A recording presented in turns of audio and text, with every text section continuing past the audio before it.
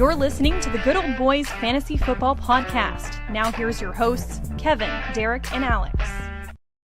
Alrighty,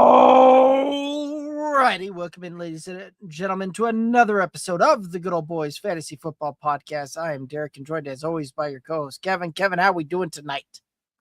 Doing good, man. Trying to make sense of what that Thursday night football game was, but opening round of the playoffs in most formats. So I am, I'm happy for the most part. We got a shot. Need a good Sunday slate here. Try and justify. We're lamenting over how this year just didn't quite shake out how we thought it might in a couple different areas. Hindsight's always 20/20, but it is kind of nice to go back there and see, okay, this is where I was right, this is where I was wrong. You can't control injuries, but there are definitely a bunch of those that shifted the operating status of what was the 2025 regular season for fantasy football. But nevertheless, I'm good, man. It's Friday night. Get to sit here and kick it with you. Enjoy the NFL slate, maybe the Army Navy game.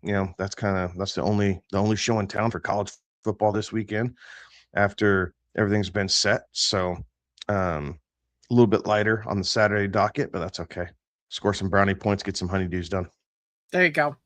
Absolutely. And I'm not gonna lie, next week during the bet set snap and the I might be a little distracted. I'm just gonna throw that out there, right? With Oklahoma and Bama squaring off. Who knows if that game? I doubt that's going to be concluded by the time we go on. But I might be a little distracted in the early part of that show.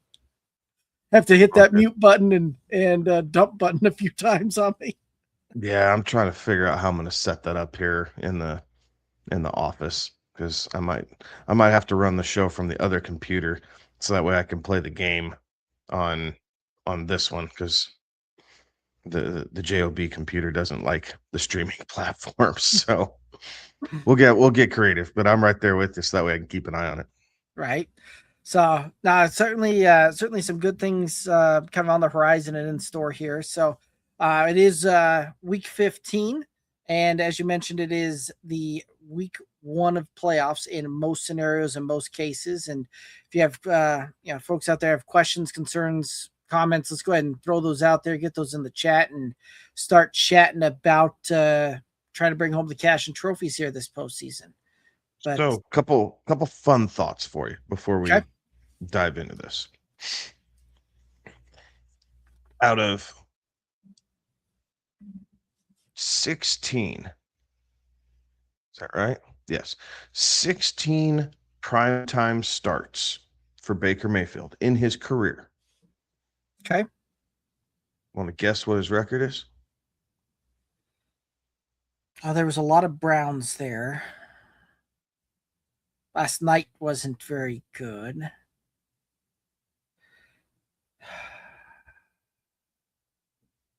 I'm going to say and you said it was 16? 16. I'm going to say 6-10. Worse.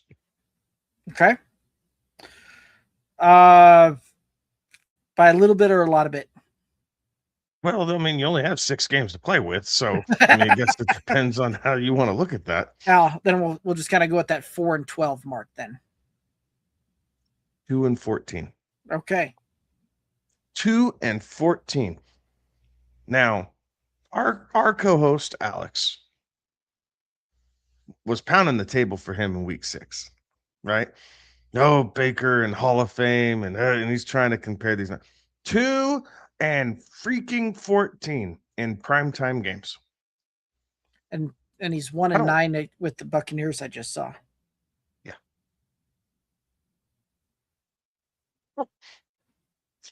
Go, but I can't wrap my head around that. No. This Falcons team, the Buccaneers had no business losing each of these last 2 weeks to the Saints and Falcons in back-to-back weeks. None. And for whatever reason, I don't know if the coaches lost the locker room. I don't know if the players have some sense of entitlement. I can't imagine that's the case. These guys are all athletes. They're driven to compete. But what in the world are you doing losing to the New Orleans Saints and the Atlanta Falcons in back-to-back weeks when Right. you're supposed to be pushing down the stretch for the playoffs? Like Carolina they're now the odds-on favorite. Their percentage or likelihood of making the playoffs is now greater than Tampa Bay's. That was not on my bingo card. No. So it just something I heard last night. I had to verify it. 2-14, Baker. Like I like Baker. Like Baker's fun to watch. Mm-hmm. The crazy thing is, in these primetime games, only averages 211 yards in the primetime games too, which is part of the reason.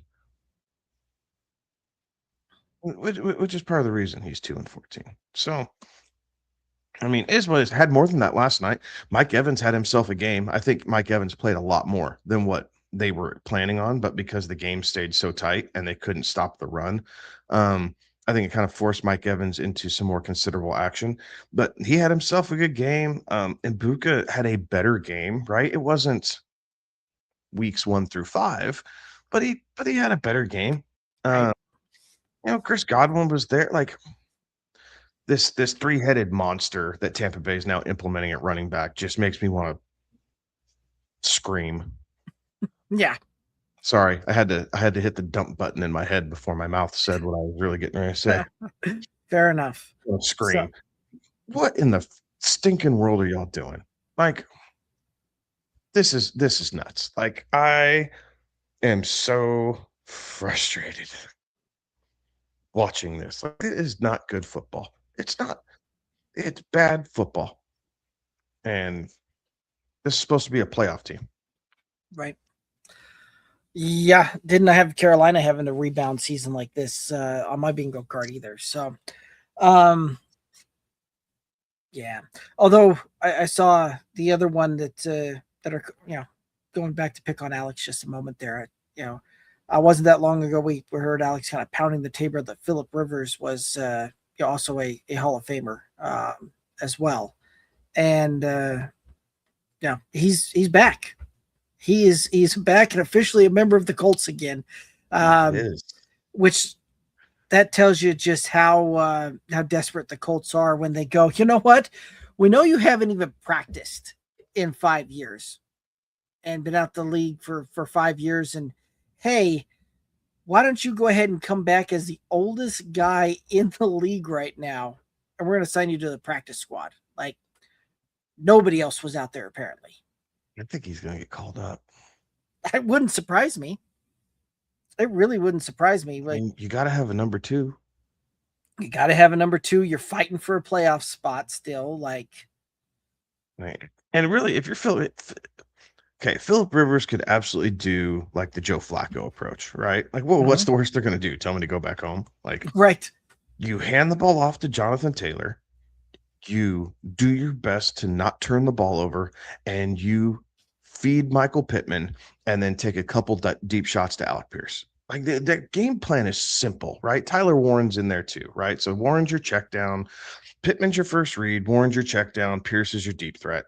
Oh, and by the way, we're going to hand the ball off 25 times to Jonathan Taylor to help make it easy on you. So do what you can, read the defense, try and get us in the best play you think is there off of the film study. And here we go, right? Like just don't tear your rotator cuff trying to sling one in there too hard the first series. Right. Like it's just this is nuts. This is nuts. Like beginning the year, we thought that the quarterback position in the NFL was probably about as deep as it had been in a really long time. Mm-hmm. And boy, oh boy, we were wrong. We were wrong. Geno Smith, garbage. Just straight garbage. Justin Fields, garbage. Tyrod Taylor, a little bit better, but still trash. And Jaden and Daniels goes perpetually hurt. down. Yeah. Mariota has actually looked decent. I mean, I'll give him that. Like Mariota's looked better than he has in a long time. Yeah, like Mariota's looked decent. Anything attached to the Minnesota Vikings, garbage. Hot garbage, flaming dumpster fire. Like, I think Tua's remained safe because the Dolphins realized that, yeah, we just need to hand the ball off. Like, I don't know that I'll have to go back and look at the game stats. I don't know that Tua's had a game where he's thrown the ball more than 30 times. That is interesting. And I could be very wrong about that. Like, that is just a number that I'm kind of pulling out of my head. But where is it? He's on Alex's roster. See, how bad is this? I can tell you damn near every fantasy player in our home league and what roster they're on. In week 9, he hit 40 attempts. In week 6, he hit 32 attempps. In week 5, he hit 36 attempts. And weeks 2 and 3, he was over 30. So, but no, the vast majority of those have been not that many pass attempts, right? Like last week, 21, week before 23, 20, 21. Yeah, like, but I mean, it is what it is. The Cleveland Browns, garbage quarterback play. Bengals, for the most part, garbage quarterback play outside of, the 3 games that Joe Burrow's played and the 4 games that Flacco played. 5 games Flacco played. So half the season, garbage. Yeah. Like, by the way, I don't know. Sorry. Yeah. No, you're good, man. I'm just saying it just hadn't been good. By the way, you had me start really diving into that a little bit. Those 4 games. So it's been 4 games in a row where Tua has in any of those games the most pass attempts that he's had is 23. Dolphins are 4-0 in those 4 games. Yeah, they're on a heater. Right? They're on a heater. You take what's working, right? When Tyreek's obviously hurt, he hadn't played all season long for the most part. Waddle's still finding a way to get his. Like, he's still getting targeted. Like, it's not great targets, but he's still getting targeted. And then Achane, just here, run the ball. And it's working for him. Like, the running game, a really good running game we saw last year between Baltimore and Philadelphia. Right. And we saw it earlier this year with the Colts. And now recently we've been seeing it with Detroit and Miami. Right. A really good run game because of how much speed the defense has put emphasis on the defensive line, right? There's just not big guys clogging up holes. If you can create a hole, and if you have a tight end who's willing to truly block, sky's the limit in the running game in the NFL right now. Right. It just is. Like, it's one cut go. And if you get into that second level, game on. Because most of these defensive backs don't love to tackle. Right? The days of the strong safety head hunting and trying to knock you out of the game are long past. So they're more finesse players. It's great for the passing game, but you go up against a team that really knows how to run the football, and you're in trouble. Right. So I mean, it's really been the only reason the Buffalo Bills have been relevant this season.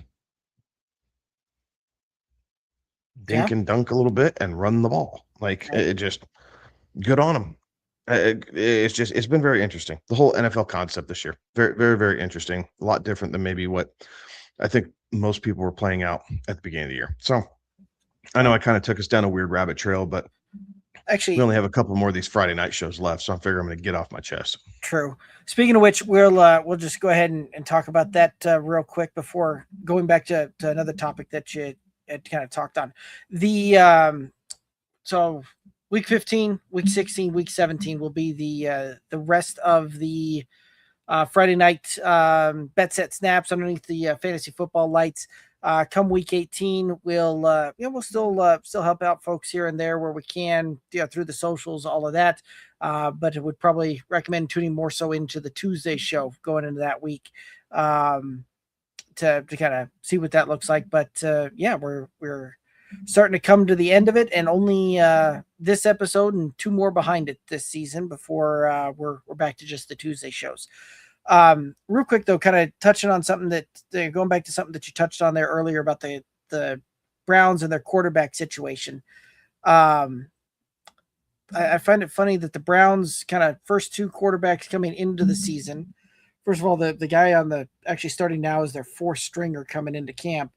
But moreover than that, the first 2 stringers they have went on and are starting games and have started games for other teams this season. So just kind of interesting to think about it, right? The Browns trading away Joe Flacco to an inter-division rival for really not much there for a starting quarterback for them to get them through to Burrow could come back. And then Kenny Pickett now going to make the start this week for Vegas. So, and then moving quickly on to Dylan Gabriel and now quickly on to Shadur Sanders. And it'll be interesting to see what the Browns do yet again this offseason, because it sounds like Deshaun Watson is coming back as the quarterback next season. Yeah, we'll see how that dumpster fire goes. See if they can get him to rework his contract again. Create some cap space. I don't know what they're going to do. Honestly, I don't know that Stefanski's going to make it past the season. Like, it wouldn't surprise me if he was a Black Monday coach. I don't know how he's made it through it as many seasons as he has. So, yeah, I think it's time for something new there. They gave it a run, valiant effort. It is. I think Stefanski's time has kind of come to an end. So, if I were in Cleveland, I'd be asking for a new football coach. Like, we did what we could, but this isn't it. Like, clearly they can't build this roster the way it needs to be built, and off we go. So, right. I did find it funny, going back to some quarterback talk there. I did find it funny that it seemed like the second that Phillip Rivers signed a practice squad deal, we saw Cam Newton take to social media saying that he was available and he'd have showed up if somebody called. It's one of those that it may be worth, starting to understand and having some self-awareness that they're not calling you, meaning that they're not wanting you to even come in. It's cool that you're available. They didn't call you for a reason. Here's something dirty that I'm surprised a team didn't do, especially one inside that division. If I'm the Houston Texans, why not? You can call anybody from their practice squad up, right? Like, that's open market, and the team that has that player on the practice squad either has to activate them right away or let them go. Mm-hmm. I would have called their bluff. Right. Like, oh yeah, hi, this guy in your practice squad, we'd like to bring him on. It just, but nope, now he's playing. Like, it just forced their hand just a little bit. Just kind of the cheeky gamesmanship behind it, right? But if you're Tennessee or, I mean, just really any team, the Jets, like the Minnesota Vikings, like, let's see what happens here. Like, we got nothing else really going for us. Like, let's take a stab at this guy. We'll put him on the active roster. Right. Like, see how that goes. I mean, I don't know. Again, cheeky gamesmanship, but I'm surprised more of that doesn't happen. Right. But it probably is frowned upon in the football owner circles, I guess. Right. One of those that you don't do somebody dirty because the next time it comes around, one, you may have to work with them in the near future, but two, turnabout's fair play, and you don't want that happening to you either. So, right. Kind of the could be one of those unspoken kind of things, but that is an interesting thought. It would be very interesting to see a team decide to try and do that. It just would have cracked me up. Right. So it does look like I guess before we start getting into the chat and the comments, any news, notes, anything like that you want to hit up here before we start diving into it? CD Lamb has cleared concussion protocol. I guess because it was on Thursday, given those couple extra days, did enough. So good on him. I mean, really good on him. That injury, I said a lot Tuesday, that was scary. So that was crazy. T. Higgins is out this week against the Ravens. Really not surprising. No. As he was cleared to go back in and then started showing a lot of symptoms the next day and all the things. So not surprising that T. Higgins is going to be sitting this one out. Let's see. Those are kind of the big ones. Justin Fields is out, right? Like we already covered the Jets starting Brady Cook. Garrett Wilson was not activated, or they didn't open his window yet. Trey Benson's window opened and closed. He did not get put onto the active roster within the 21-day window. So Trey Benson is effectively done for the season. So Bam Knight, Michael Carter, Amari DiMarcado, you're going to see a 2 to 3 headed backfield there in Arizona here for the rest of this year. Marvin Harrison Jr. is out this week. Yep, that's right. Marvin Harrison Jr. saw that one come through as well. He's out this week. Taylor Mason's out, which not huge fantasy news, but he had been doing a little bit there, right? Jaden Daniels still out. Debo is questionable with an illness going into that game. Yeah, Debo should be good to go. He stayed over with a stomach virus or bug or whatever, but Debo will be good to go. Quentin Johnson is questionable with a groin. My lad McConkey shares need him to sit out. Right. I just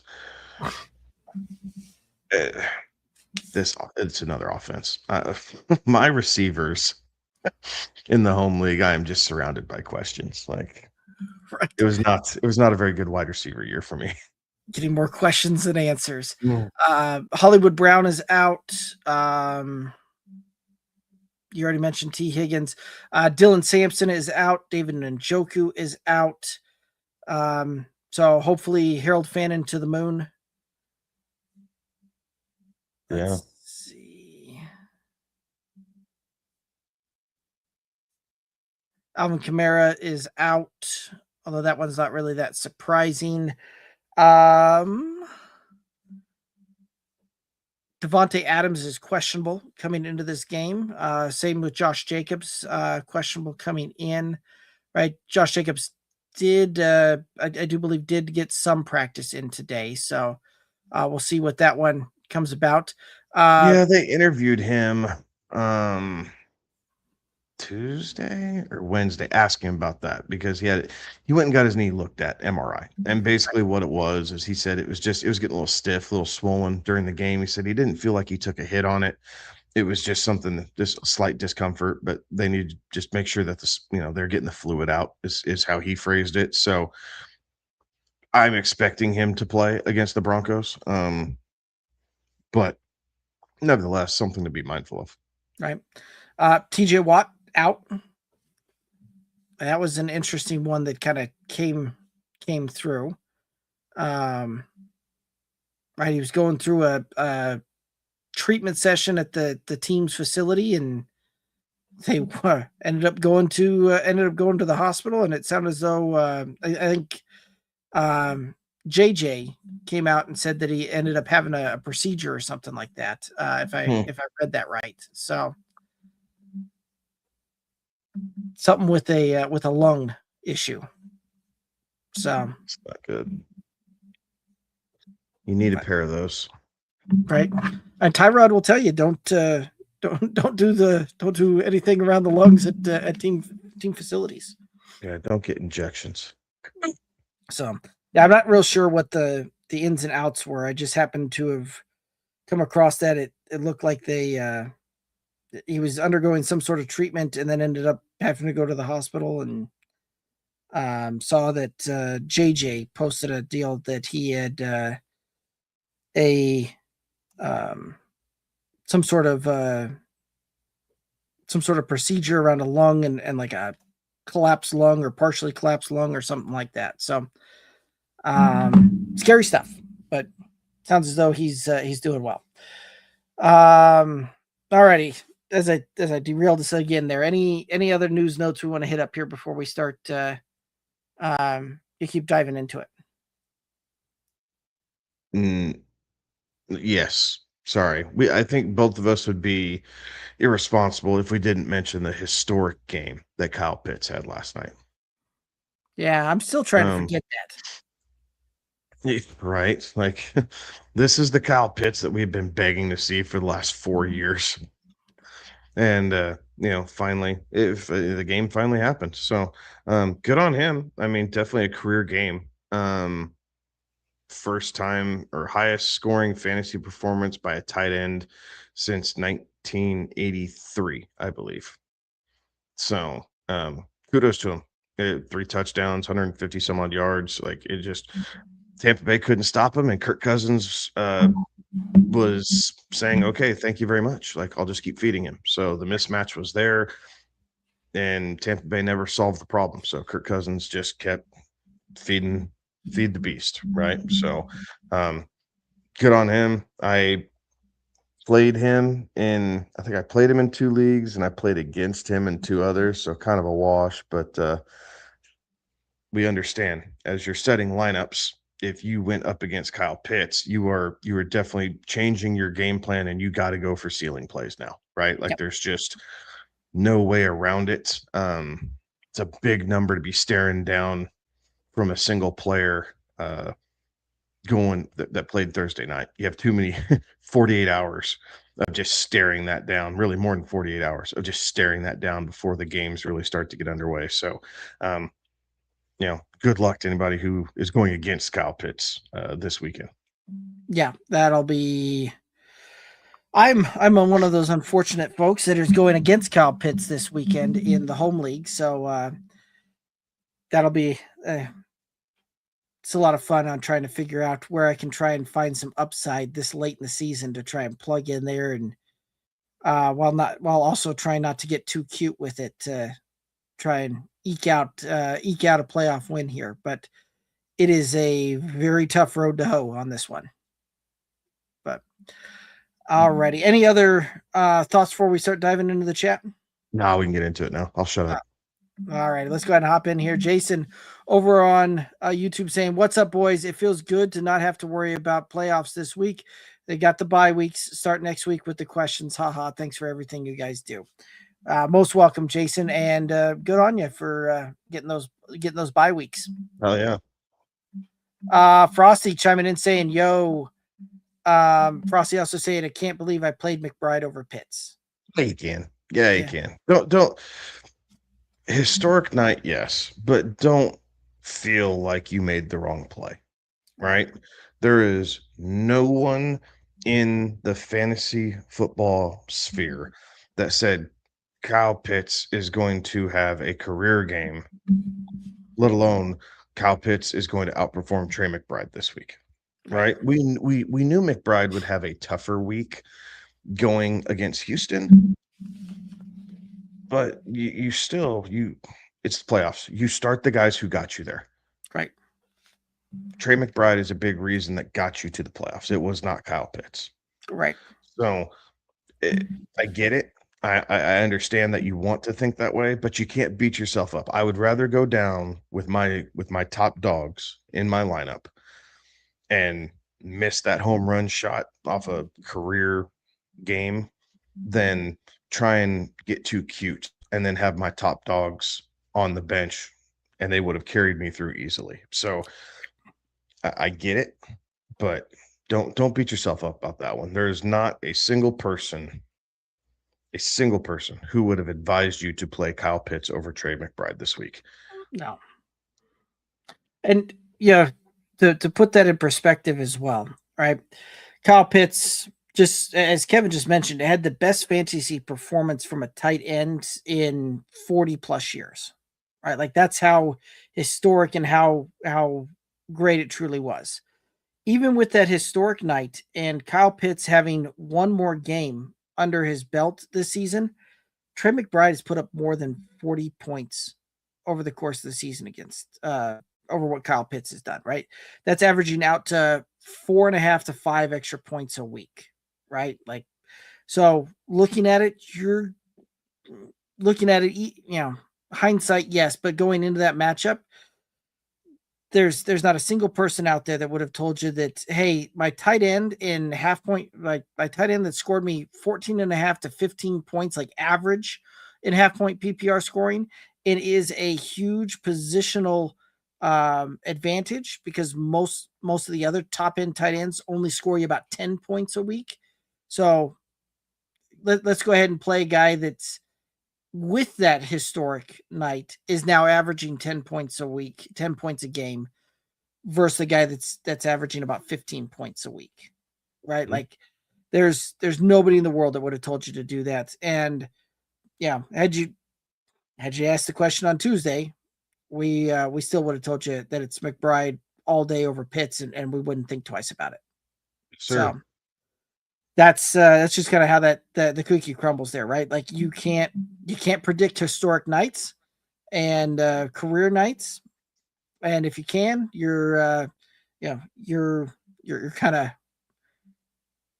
you need to be working some of those angles through Vegas side of things, right? Because that's, but yeah. Anyway, Kyle Pitts absolutely having a historic night last night. Any other thoughts on that one? No, sir. All right, let's go ahead and head on into this one here. Let's get it. Say, what's up, fellas? Need 2 running backs. Considering benching Kyren, and the 3 running back options are Kyren, Marks, and Hendy.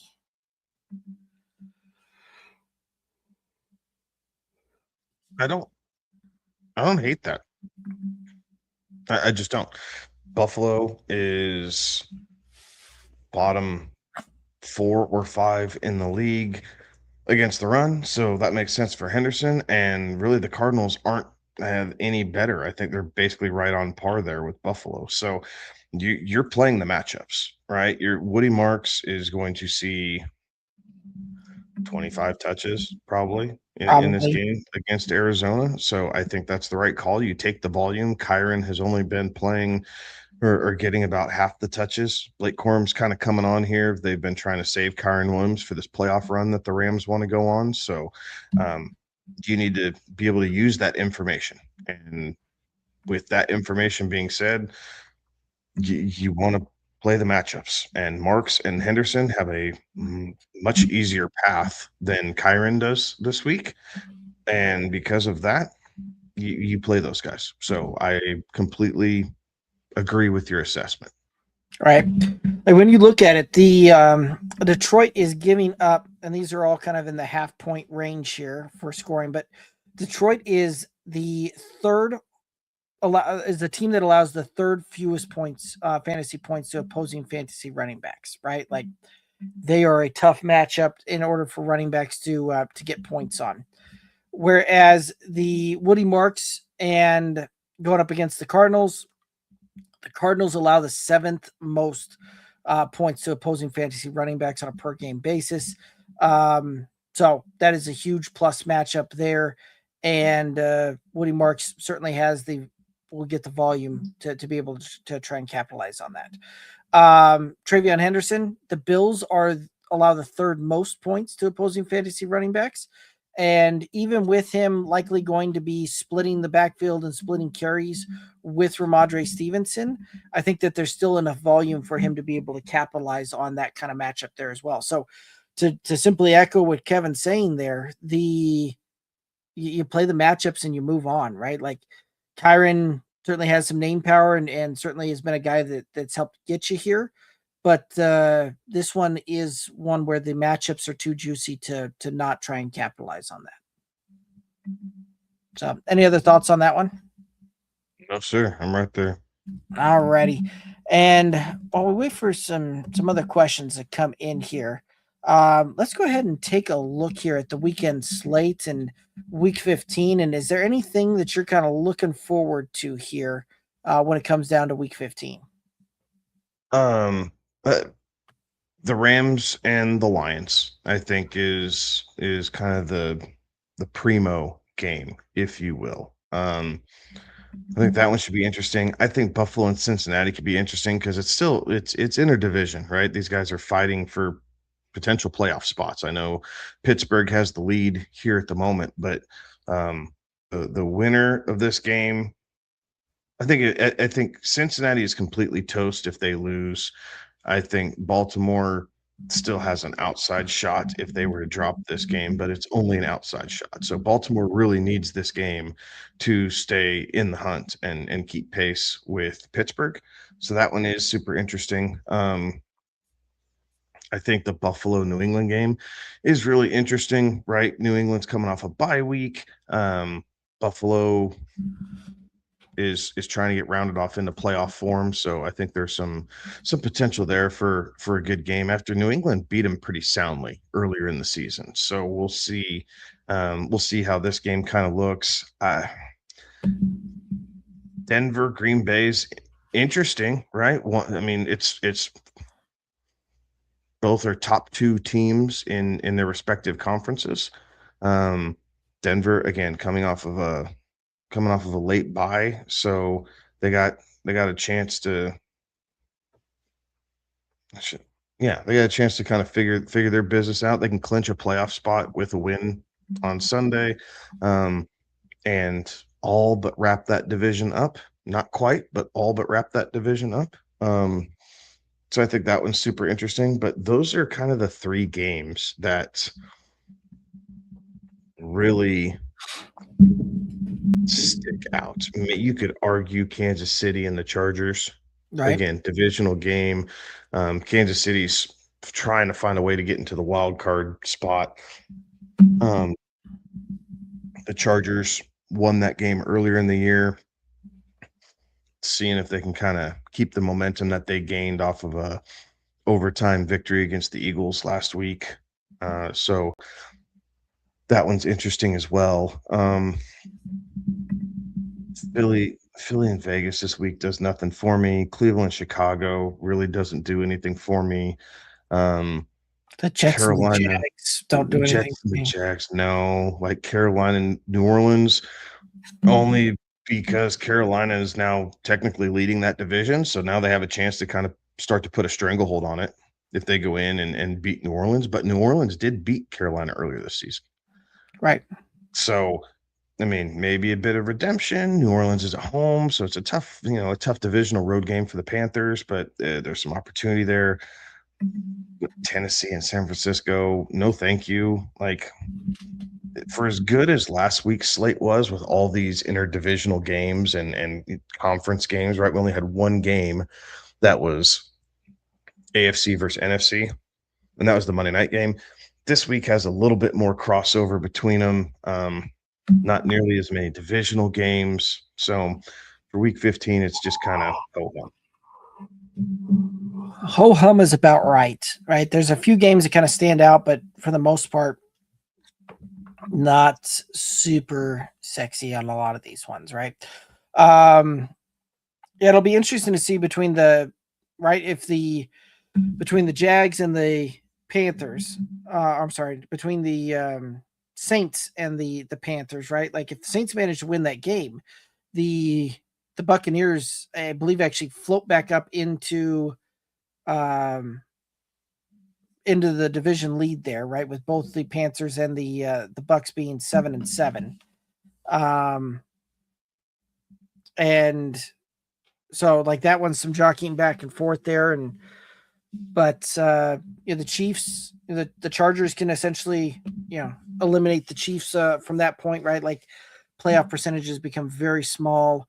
The Ravens, this is a must-win game for both the Ravens and the Bengals. So we'll see how that one comes to play there. But outside of some of these types of storylines and some of that, and I think that's probably more what I'm looking for and seeing from this weekend is more storylines like than actual good matchups. Seattle, Indianapolis looked good 2 or 3 weeks ago. Right. Not like, so much. Okay, today. Looking ahead, like you thought, okay, that's pretty good. Now, not so much. Like Seattle's defense is really getting locked in. The Colts really don't know what they're doing at quarterback. Like unless you have Jonathan Taylor, like you're pretty much looking at trying to find a different option for any of the pass catchers, Tyler Warren included, just because you don't know what you're going to get. So this game's kind of turned into and the most intriguing thing about this is, can JSN stay on track to get to 2,000 yards? Right. Like that's the intriguing thing about Seattle and Indy right now. Right. And really about the only thing that's there, right? So right. Minnesota, Dallas, like woof. Yeah, I mean, it'll get good primetime views because it's the Cowboys, right? And the Cowboys do just draw well for the primetime games. Which version of Minnesota are we going to get? Are we going to get the McCarthy who helped lead the team 31-0 against the Commanders last week?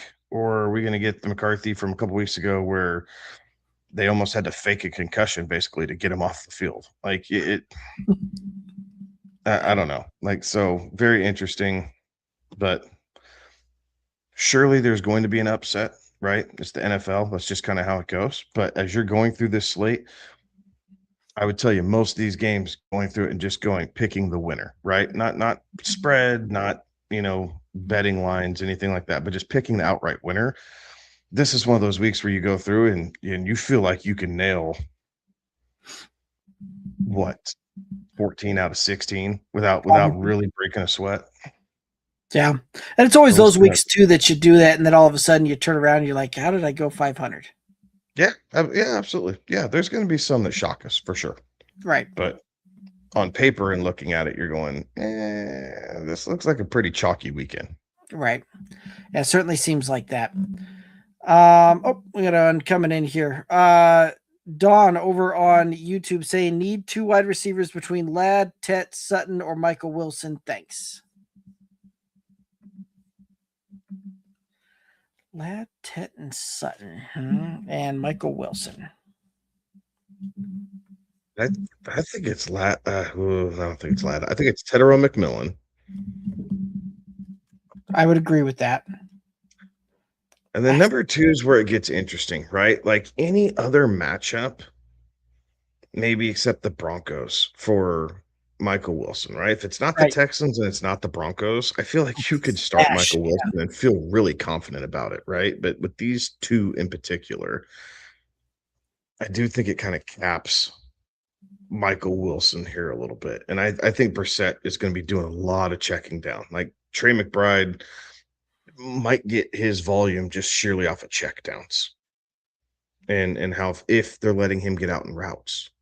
Because, depends on how you want to play. If you're going to protect Brissett and give him time to throw it down the field, maybe McBride's just like the block and release, right? Like they're just kind of doing some weird things just to slow down the rush so Brissett can see everything real quick and then cut it loose. So I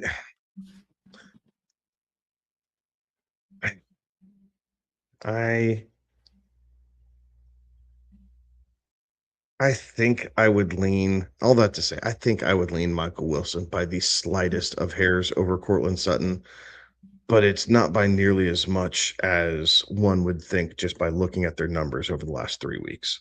I really think Michael Wilson's going to struggle this week. So whatever he's projected to score, I think you can take a third off of that total, and that's more than realistic of what he's actually going to do. The Texans just don't give it up, right? They're averaging 181 passing yards allowed per game right now, like something crazy. Like it's a really, really good pass defense. So I think Wilson's going to struggle. But Ladd's been extremely hit or miss.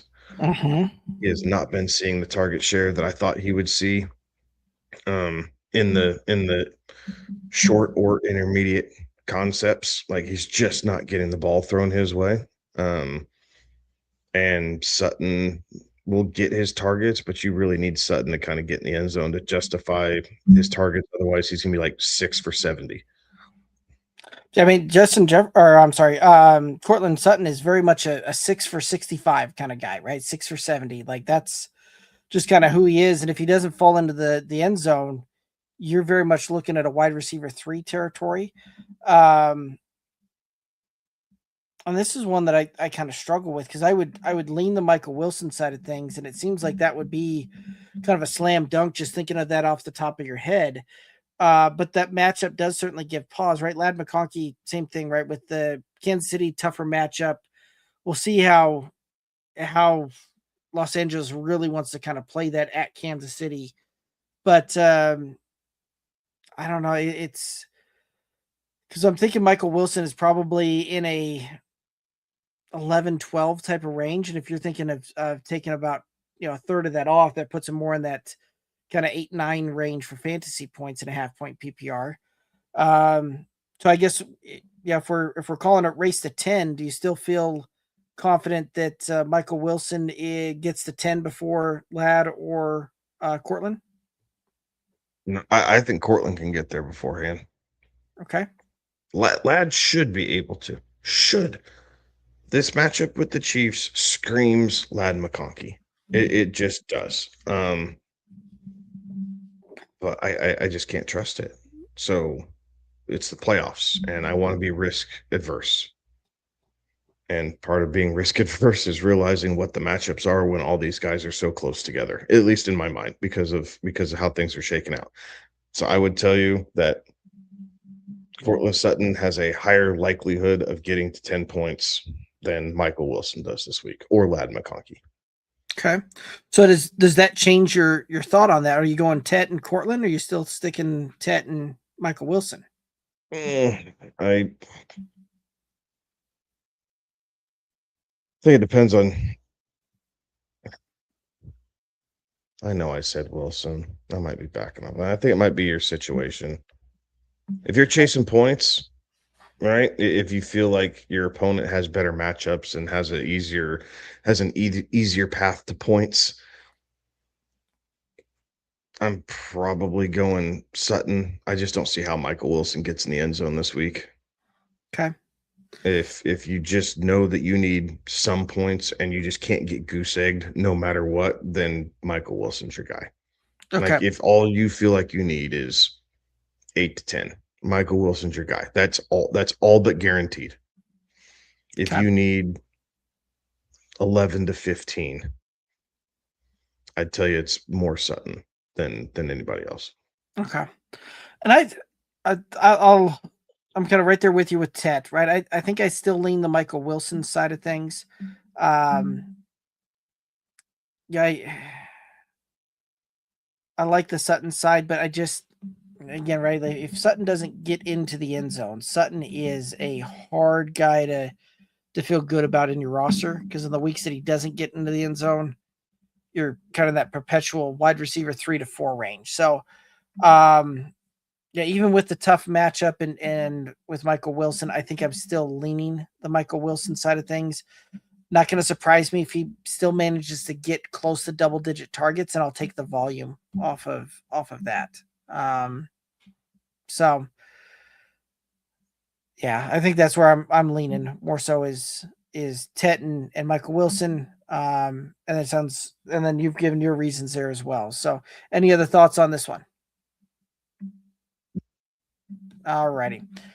Well, very good. I'm not showing any other comments or questions coming in from the chat. So we'll give folks kind of a final moment to try and throw any last questions that they have out there. But while we do that, any final thoughts out there for the viewers and listeners? Dance with who you brought. Right? Dance with who you brought to the event. So in 99% of cases, like, don't get too cute. Don had a great question, right? All these guys are kind of jumbled up together. He could have been shadowing or playing matchups here the last 5 weeks for all of these guys. Yes, it was a lot of Michael Wilson, but there's no clear-cut number one. But if you have a clear-cut one, that's your starting. So back to what Frosty said earlier. Don't be frustrated if you played someone over Pitts. Like, that's okay, right? But don't compound the issue then by chasing points somewhere and playing Woody Marks over Devon Achane. Like, Something like that. Yes, we expect Woody to have a good week, but Devon Achane is your ace. He has been doing it for the last 5-6 weeks consistently. That's the guy you're plugging in your lineup. So, play your studs, make the judgment calls where you need to, based off of matchups, based off of trends that we've seen lately. All these things. It's good information to have, but do not paralyze yourself by consuming too much information. Analysis by paralysis is a real thing when it comes to some of this sometimes. So, we got a couple more coming in here. Derek over on YouTube, Dak or Purdy this week? Thanks. I think Dak has the upside because the Cowboys just have to score points. Like Right. they just do. Purdy probably has a safer floor. It's a much easier matchup against Tennessee. So you're hoping for, the checkdowns, right? The passing game as an extension of the running game is what you need out of Brock Purdy. See if Juwan Jennings can get to 15 points, maybe Kittle gets involved here, and then checkdowns to McCaffrey, which is how they've played this season, right? McCaffrey's not necessarily running the ball 15 to 20 times a game. He's running the ball 12 or so times a game and then getting 8 targets on top of that. Right. He's a slot receiver that runs the ball. Yeah, absolutely. So Brock is your floor, Dak is your ceiling. So I like that. I would lean the Dak side on that. Again, right. Some of that is looking for some upside and some swing there, right? Dak has been very good all year long, and I would lean that side of things. But I do also like what Kevin said there too about Brock Purdy. I think he does have a safer floor in there as well.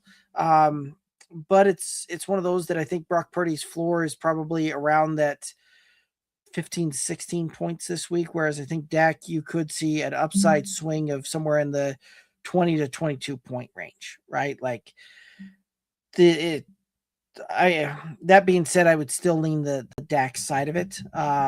But again, some of that just depends on your matchup and what you've got for the fantasy playoffs here, right? If you've got a lineup and you're set in your other matchups and you feel very confident about that, and you just need a guy that's going to go out and get you, very safe, consistent 15 points out of your quarterback position, Brock Purdy's your guy, right? If you need something with a little bit more punch and upswing, Dak is the guy that you turn to on that one. Dom over on YouTube asking Judkins, Dow, Genty, or Neal need one.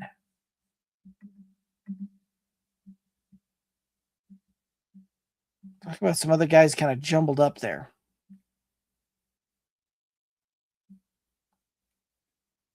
Yeah. Judkins, Dowdle, Genty, or Neal. So Judkins, Genty, and Neal all have the backfields to themselves. Right. So based off of volume and opportunity, I would eliminate Dowdle. I would agree. So that's step one. So Dowdle gets eliminated. Genty at Philadelphia. Potential for boom bust is high on that one. Yep, absolutely. And then Neal at home against Carolina. I could like that. And then Judkins at Chicago. I think I'm going to lean Judkins. With Sampson being out, Dylan Ford just got put on IR. I think Judkins is in for a massive workload. And I think this is how Cleveland needs to keep this game low scoring and kind of dirty to beat Chicago, I think. And Judkins is going to be a prime reason of how they're able to do that. So I think that's where I would lean by a hair. Judkins would be my first guy as well, right? Genty, certainly you took the draft capital on him, but I just don't feel very confident on that one, right? Like he's disappointed you kind of all season long in most cases. The matchup for Judkins isn't great, but it's not bad either, right? It's kind of that neutral matchup there where the Bears are giving up around that 12 to 13 or giving up the 12th to 13th most points to opposing fantasy running backs, kind of middle of the pack. So I would lean the Judkins side of it as well. Simply because of what Kevin just said. I don't think they're going to drop back and try and throw the ball 40 times in this one. I think they're going to very much try and ground and pound and just milk the clock on this one. So I lean Judkins, but the rest of those guys are kind of jumbled up pretty close together.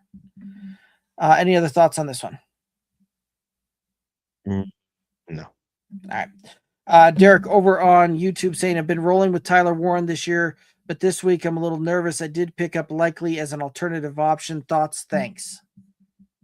I think I would still go Warren over Likely. Mark Andrews is playing. That news came out. So yes, Andrews is going to play.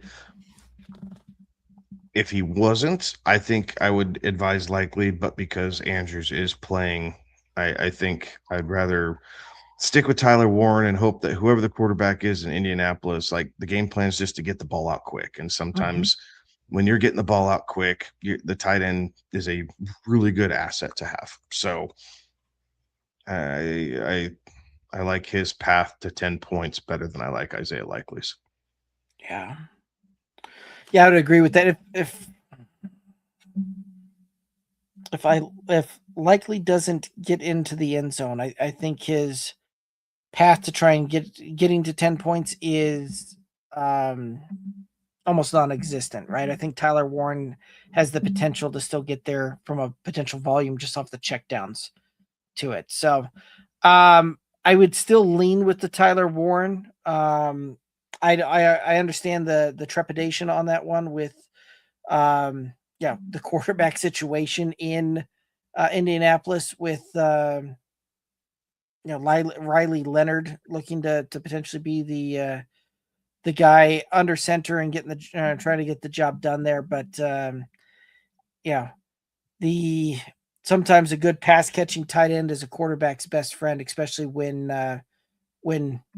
needing to 1-2 and out. So I do think we'll see Tyler Warren get some decent volume there. So, alrighty. Any other thoughts on that one? No, sir. Alrighty.